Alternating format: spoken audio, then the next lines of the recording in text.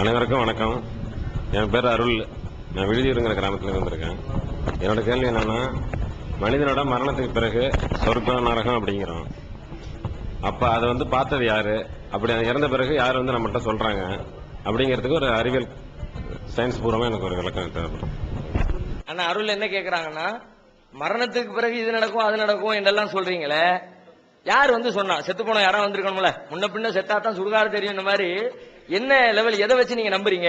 அறிவுபூர்வமா இதை ஏற்பதற்கு வாய்ப்பு வாதங்கள் இருக்கிறதா அப்படின்னு சொல்லி கேட்கறாங்க. இந்த நம்பிக்கையை நாங்க நம்புறதுக்கு முக்கியமான காரணம் என்னன்னு கேட்டா, அறிவியல் பூர்வமாகவே இதை எங்களால் நிரூபிக்க இயலும். மரணத்திற்கு பிறகு ஒரு வாழ்க்கை உண்டு என்பதை அறிவுபூர்வமாக, அறிவியல்னா சயின்ஸ் அடிப்படையில் இல்ல, அறிவுபூர்வமாக மனித நம்முடைய அறிவு பகுத்தறிவு ஏற்றுக்கொள்கிற அறிவுபூர்வமாகவே அதை நம்மால் விளக்க முடியும். முதல்ல இதை நாங்கள் நம்புவதற்கு பிரதானமான காரணம், நாங்கள் கையில் வைத்திருக்கிற திருமறை குர்ஆன். இந்த குர்ஆன் சில விஷயங்களை சொல்கிறது. மரணத்திற்கு பிறகு என்னென்ன காரியங்கள் நடக்கும், இப்படித்தான் விசாரணை இருக்கும், சுவர்க்கம் என்று ஒன்று இருக்கிறது, நரகம் என்று ஒன்று இருக்கிறது, என்னென்ன காரியங்கள் நடக்கும் குர்ஆன் சொல்லுது. குர்ஆன் சொல்ற மாதிரி எங்க பைபிளும் சொல்லுதுன்னு ஒருத்தர் சொல்லலாம், பகவத்கீதையும் சொல்லுதுன்னு ஒருத்தர் சொல்லலாம். ஆனா குர்ஆன் சொல்லுவதை நாங்கள் 100% நம்புறதுக்கு என்ன காரணம்னா, அந்த குர்ஆனை பல்வேறு ஆராய்ச்சிகளுக்கு உட்படுத்தினோம். இந்த குர்ஆன் உண்மையை சொல்கிறதா பொய்யை சொல்கிறதா, நிஜமாகவே உலகத்தை படைத்த கடவுள் தான் இதை சொல்லுகிறாரா, அப்படி சொல்லி இருந்தால் கண்டிப்பாக இது உண்மையா தான் இருக்கும் என்ற கோணத்திலே எங்களுடைய ஆய்வை நாங்கள் பல கோணங்களில் சிந்தித்து பார்த்தோம்.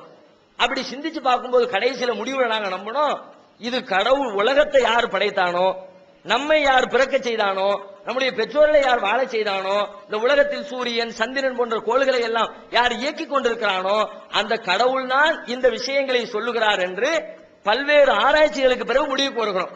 என்ன மாதிரி ஆராய்ச்சி அப்படின்னு சொன்னா, இன்றைக்கு நவீன காலத்தில் விஞ்ஞான ரீதியான விஷயங்கள் எடுத்துக்கொள்வோம். அறிவியல் பூர்வமாக பல விஷயங்களை மனிதன் கண்டுபிடித்துக் கொண்டே இருக்கிறான். ஒவ்வொரு நாளும் புதிய புதிய கண்டுபிடிப்புகள் உலகத்திற்கு வந்து கொண்டே இருக்கிறது.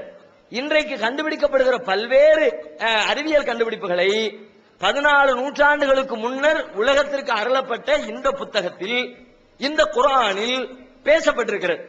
அது எப்படி பேச முடியும்? 14 நூற்றாண்டுக்கு முன்னாடி அறிவியலை பற்றி எந்த சிந்தனையும் கிடையாது. உலகம் எப்படி இருக்குன்னு கேட்டாலே மக்கள் தட்டையா இருந்துச்சுன்னா நம்பிக்கிட்டு இருந்தாங்க.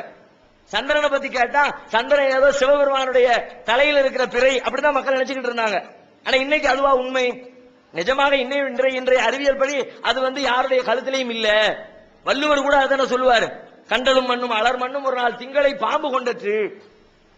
சிவபெருமானுடைய கழுத்துல கிடக்கிற அந்த பாம்பு தான் நெத்தியில இருக்கிற பிறைய விழுங்குது, அதனாலதான் சந்திர கிரகணம் நடக்குது என்று சொல்லி வள்ளுவர் கூட சொல்லி வச்சாரு. இப்படிப்பட்ட காலத்துல, அந்த காலத்துக்கு நெருக்கமாக அருளப்பட்ட இந்த புத்தகத்தில் 21ஆம் நூற்றாண்டில் கண்டுபிடிக்கப்படுகிற பல்வேறு அறிவியல் உண்மைகள் அதிலே பேசப்படுகிறது. உதாரணத்துக்கு எடுத்துக்கங்க, கடல்கள், பல்வேறு கடல்கள் ஒன்றோடு ஒன்று சங்கமிக்கிறது. நம்ம கன்னியாகுமரிக்கு போனீங்கன்னா தெரியும், 3 கடல்கள் சங்கமிக்கிறது. வங்காள விரிகுடா, இந்திய பெருங்கடல், அரபிக்கடல், 3 சேருது. நாம போய் நின்னோம்னா என்ன தெரியும்? 3 சேர்ந்துருச்சுன்னு தான் நம்ம சொல்லுவோம். சாதாரண பார்வையில பார்த்தா அதுதான் அர்த்தம். ஆனா கடலை ஆய்வு செய்யறவங்க என்ன சொல்றாங்கன்னா, 3 கடலும் வந்துச்சு, ஆனா ஒன்னும் இன்னொன்னு சேரல. நீங்க கிணத்துல இருந்து ஒரு டம்ளர் தண்ணி எடுங்க, குளத்துல இருந்து ஒரு டம்ளர் தண்ணி எடுங்க, ஏன்னா ஊத்து தண்ணி ஒரு டம்ளர் எடுங்க, 3ஐயும் சேர்த்து ஒரு வாளியில ஊத்துங்க, கொண்டு போய் டெஸ்டுக்கு கொடுங்க. டெஸ்ட்ல ரிப்போர்ட் என்ன வரும்? 3 தண்ணி தனித்தனியா இருக்குல்ல, அங்க ரிப்போர்ட் வர 3ம் சேர்ந்து 4வது ஒரு பண்பாக அங்க தண்ணீர் இருக்கும். ஏதோ ஒன்றாகத்தான் இருக்கும். பாலையும் தண்ணியும் கலக்கிறோம். பால் தனியா தண்ணி தனியா இருக்குமா? ரெண்டுமே பாலே தண்ணீரோடு கலந்து விடும்போது ஒரு தண்ணீர் இன்னொரு தண்ணீரோடு கலப்பது என்பது இயல்பு. கலக்காம இருக்க முடியாது. வெந்நீர்ல தண்ணீரை கலந்தோம்னா ரெண்டும் சேர்ந்து ஒரு விதமான பதத்துக்கு வந்துடுமே தவிர வெந்நீர் தனியாக தண்ணீர் தனியாக நிற்க போவதில்லை. இது நம்முடைய சாதாரண அறிவு ஏற்றுக்கொண்ட விஷயம். ஆனால் கடல் ஆய்வாளர்கள் சொல்றாங்க, நீங்க நினைச்சுக்கிட்டது மாதிரி இல்ல. தண்ணியை கொண்டு எண்ணெயில ஊத்துனா எப்படி எண்ணெயும் தண்ணியும் தனித்தனியா நிக்குமோ, ஒட்டிக்கிட்டு தான் நிக்கும். ஆனா இதுக்குள்ள அது போகாது, அதுக்குள்ள இது போகாத. அது மாதிரி தான் கடல்கள் சங்கமிக்கிற இடத்துல அதுவும் இது ஒட்டிக்கி நிக்குது. இந்த தண்ணி அங்க போறதில்ல, அந்த தண்ணி இங்க வர்றதில்ல. இதனுடைய அடர்த்தி வேறு, அதனுடைய அடர்த்தி வேறு. இதனுடைய டென்சிட்டி வேறு, அதனுடைய டென்சிட்டி வேறு. இதுல இருக்கிற உப்பு வேறு, அதனுடைய உப்பின் அளவு வேறு. எல்லாம் வேறு வேறாகத்தான் பக்கத்துல இப்படியே நிக்குது. நம்மளால ஏத்துக்க முடியுதா? அது எப்படி நிக்கும்? அப்படிதான் நிக்குது. அறிவியல் தான் சொல்லு. இது சமீபத்தில் கண்டுபிடிக்கப்பட்ட ஒரு அறிவியல் உண்மை. குர்ஆனை நீங்க புரட்டி பாத்தீங்கன்னா அப்படியே வாசகம் பிசகாமல் நவீன விஞ்ஞானி பேசுவதை போன்று குர்ஆன் பேசுகிறது. குர்ஆன்ல இருக்கிற ஒரு செய்தி மரஜல் பஹ்ரைன் யல்தகியான், இரண்டு கடல்கள் ஒன்றோடு ஒன்று சங்கமிக்கின்றன. பைனஹுமா பர்ஸகுன் லா யப்கியான், ஆனால் அவ்விரண்டிற்கும் இடையிலே கண்ணுக்கு புலப்படாத திரை ஒன்று இருக்கிறது, ஒன்றை ஒன்று மீறி விடுவதில்லை. இந்த விஷயம் அன்றைக்கு எப்படி தெரியும்? நபிகள் நாயகம் பெரிய அறிவாளி, எவ்வளவு பெரிய அறிவாளியா இருந்தாலும் அந்த காலத்தை தாண்டி சிந்திக்க முடியாது. வள்ளுவர் பெரிய அறிவாளி தானே, அவர் காலத்தை தாண்டி சிந்திக்க முடிஞ்சுச்சா? அந்த காலத்துல அறிவியல் உண்மைகளை பொறுத்த வரைக்கும் அந்த காலத்து நம்பிக்கை என்னவோ அந்த நம்பிக்கைக்கு உட்பட்டு தான் சிந்திக்க முடியும். 500 வருஷத்துக்கு பின்னாடி வர அறிவியலை பத்தி எல்லாம் பேச இயலாது, அப்படி யாரும் பேசுனதும் கிடையாது. ஆனா இவ்வளவு துல்லியமாக குர்ஆன் பேசுறது எப்படி? அப்பதான் ஒரு முடிவுக்கு வர்றோம், கடலை எவன் படைத்தானோ, அந்த கடல்களை யார் சங்கமிக்க வைத்தானோ, அந்த இரண்டிற்கும் இடையில எவன் திரையை, கண்ணுக்கு புலப்படாத திரையை போட்டானோ, அவன் தான் இதை சொல்லி இருக்க முடியும். அவனை தவிர யாரும் சொல்ல முடியாது. முதல்ல உலகத்துல ஒரு பொருளை பார்க்கிறோம், இந்த பொருளை ஒரு ஆள் பார்த்து பயன்படுத்தி அதுக்கு பிறகு இதை பத்தி கருத்து சொல்ல முடியும். ஆனா அதுக்கு முன்னாடி கருத்து சொல்றதா இருந்தா யாரு சொல்ல முடியும்? யார் உருவாக்குனாங்களோ அவங்க தான் சொல்ல முடியும். இந்த இந்த இந்த இந்த போனை எப்படி உருவாக்குறதுன்னு ஃபர்ஸ்டா உலகத்துக்கு யார் இன்ட்ரோடியூஸ் பண்ண முடியும்? கேட்லாக் யார் கொடுப்பா? நோக்கியா போனா நோக்கியா கம்பெனிக்காரனால தான் அந்த கேட்லாக் கொடுக்க முடியும். நோக்கியா கம்பெனிக்காரன் தயார் பண்ண போனுக்கு சாம்சங் கம்பெனிக்காரங்க முதலாக அதற்குரிய கேட்லாக கொடுத்துட முடியாது. அப்போ இறைவன் படைத்த இந்த கடலை, அதை பற்றிய விவரங்களை குர்ஆன் சொல்லுகிறது. எப்படி சொல்லுது? அதை படைச்சவன் தான் சொல்லி இருக்கிறான் என்பதை அதுவே மெய்ப்பிக்கிறது. அதே மாதிரி எத்தனையோ விஷயங்களை மனுஷன் நம்பிக்கிட்டு இருந்த பல அறிவியல் தப்பா நம்பிக்கிட்டு இருந்த பல விஷயங்களை அதுக்கு மாற்றமாக குர்ஆன் சொல்லு. உதாரணமா மாட்டுல பால் கறக்கிறோம், பால் எப்படி கிடைக்கிறது? பால் எப்படி கொடுக்கிறது? மாடு தன் தமிழ் சினிமா பாடல்கள் கூட படிப்பாங்க, தன் ரத்தத்தை பாலாக்கி கொடுக்கிறாள் தாயின்னு. ரத்தமா பாலாக மாறுகிறது. அப்படிதான் உலகம் அன்னையிலிருந்து இன்னைக்கு வரைக்கும் நம்பிக்கிட்டு இருக்கு. எல்லா காலத்து மக்களுமே எப்படி நம்புறாங்கன்னா, நம்முடைய உடல்ல ஓடுற ரத்தத்தை தான் ஆடு மாடுகளும் சரி தாயும் சரி அந்த தன்னுடைய குட்டிகளுக்கு ரத்தம் தான் பாலாக மாறுகிறது என்றுதான் உலக.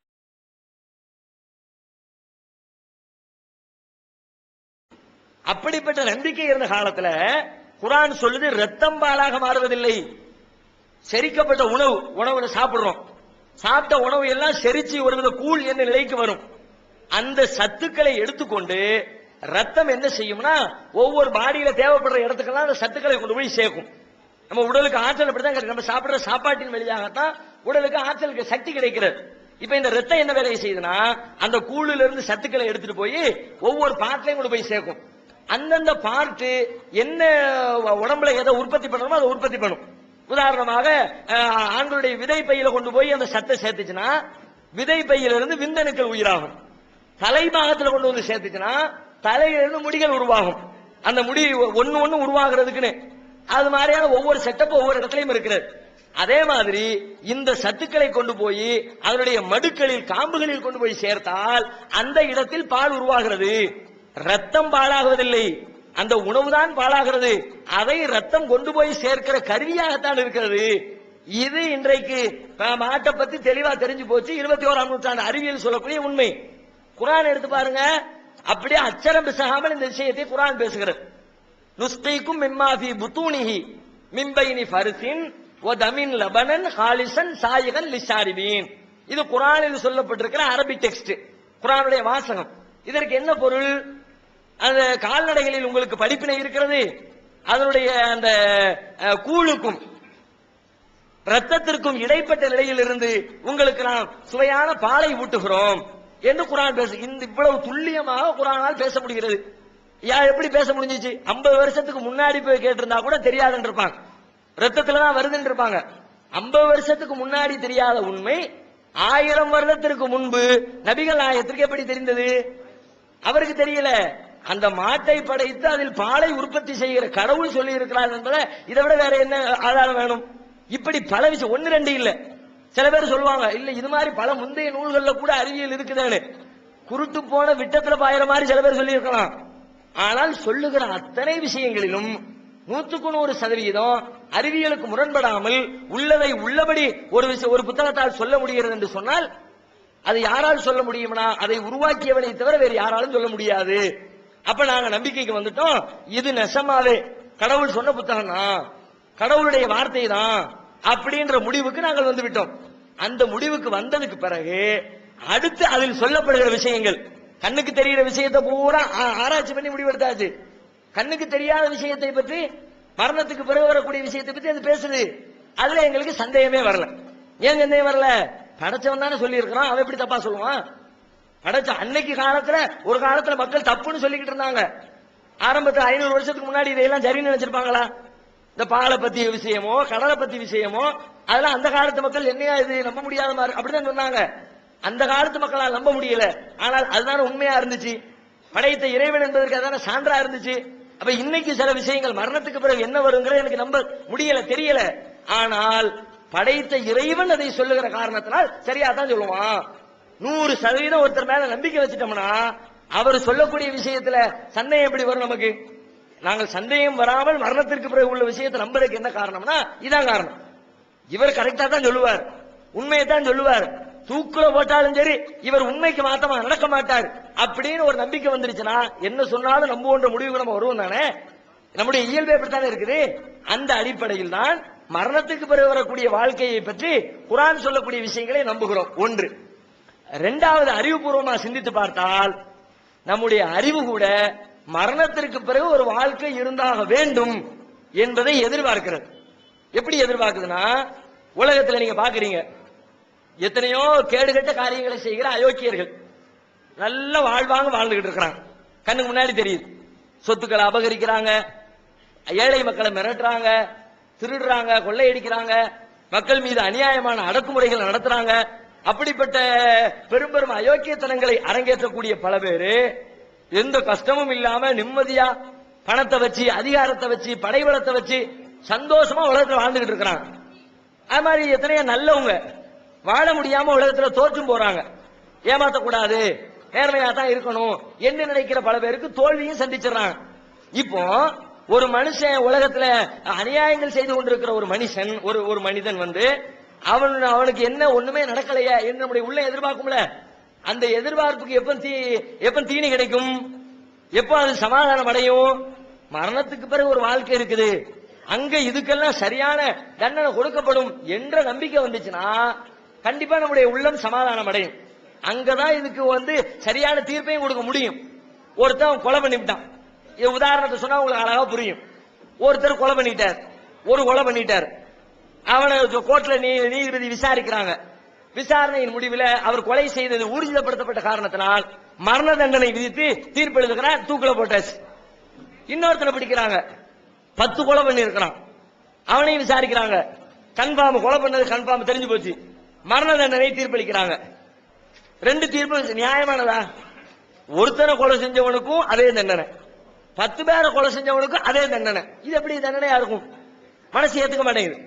ஒரு 10 பேரை கொலை செஞ்சா 10 பேரு அனுபவிச்ச வேதனையை அவன் அனுபவிக்கணும். ஒரு கொலையை செஞ்சாமனா ஒருத்தர் அனுபவிச்ச வேதனையை தான் நான் அனுபவிச்சிருக்கிறேன். ஒருத்தனை கொண்டுட்டேனா, என்ன தூக்கில போட்டாங்க, அவன் சாகும்போது எப்படி துடி துடிச்சானோ அந்த துடி துடிப்பு எனக்கு கிடைச்சிருச்சு, ஈக்குவல் ஆயிடுச்சு. 2 பேரை கொண்டதுக்கு, மீதி இருக்கிற 9 பேரை கொண்டதுக்கு அவர்கள் பெற்ற துன்பத்தை எல்லாம் நான் எப்படி அனுபவிக்கிறது? அப்படி கொடுத்தா தான் நியாயமான தண்டனை. உலகத்துல கொடுக்க முடியுமா? கண்டிப்பா முடியாது. அதிகபட்ச தண்டனை மரண தண்டனை தானே. 10 பேரை கொண்டதுக்காக 10 பேர் செத்த மாதிரி நீ சாவனு திரும்ப திரும்ப சாகடிக்க முடியுமா? செத்த போனதை சாகடிச்சு என்னதான் புண்ணியம்? அப்பதான் குர்ஆன் சொல்லுது, நீ மரணத்துக்கு பிறகு என்னிடத்துல வருவீங்க. அப்ப 10 பேரை ஒருத்தன் கொண்டுட்டு வந்தாமனா 10 பேர் அடைந்த வேதனையை அனுபவிக்கிற தண்டனையை நான் அவர்களுக்கு கொடுப்பேன். எப்படி கொடுப்பேன்? வேதனை அனுபவிப்பார்கள், ஆனால் சாக மாட்டார்கள். செத்து கடவுள் தானே, ஒரு மனுஷனை சாகாம பாதுகாக்க முடியுமில்ல. வேதனை கொடுப்பேன். ஒருத்தர் செத்து போன என்ன வேதனை அனுபவிப்பானோ அந்த வேதனை அனுபவிப்பான், சாக மாட்டான். திரும்ப அடுத்த வேதனை, திரும்ப அடுத்த வேதனை, திரும்ப அடுத்த வேதனை.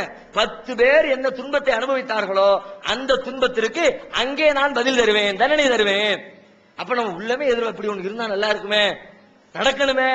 அது குர்ஆன் அந்த பதில சொல்லுது, நடக்கும், நம்புங்கள். அப்ப நம்முடைய எதிர்பார்ப்பும் மரணத்துக்கு பிறகு ஒரு வாழ்க்கை தேவை என்பதை சொல்லுகிறது. குர்ஆன் சொல்லக்கூடிய அறிவியல் விஷயங்களும் அது உண்மையாகத்தான் இருக்கும் என்று சொல்கிறது. இந்த இரண்டின் அடிப்படையில் தான் மரணத்துக்கு பிறகு உள்ள வாழ்க்கையை நாங்கள் நம்புகிறோம்.